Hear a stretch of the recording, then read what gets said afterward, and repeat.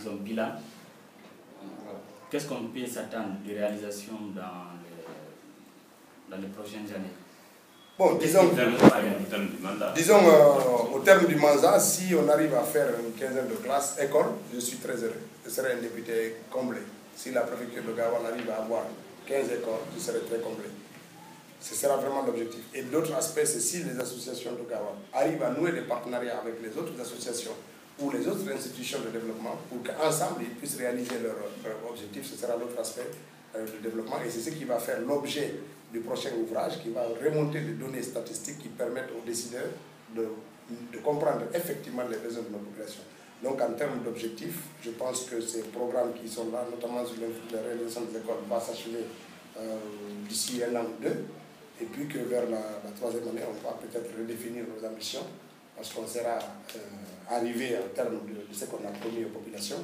Et puis si on est au pouvoir, comme c'est attendu par tous en octobre prochain, je pense qu'on va accélérer la réalisation de cela et redynamiser l'action du Parlement aussi par notre implication plus grande. Okay, vous êtes membre de la Commission de défense et sécurité.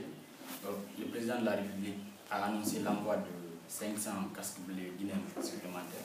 Est-ce que votre commission a été consultée au Mali? Non, on n'est pas consulté. Vous savez, le président de la République ignore le Parlement.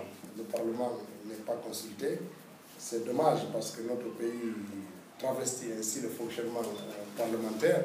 Il n'a pas besoin de notre cutis pour envoyer les gens, mais en tant qu'institution aussi importante que le Parlement, qui lui donne le budget de faire tout ça, informé de ça, malheureusement, le président, comme vous le savez, il refuse même d'être présent au Parlement où il doit dire un discours par an sur l'état de la nation, mais il refuse de le faire. Vous l'avez invité?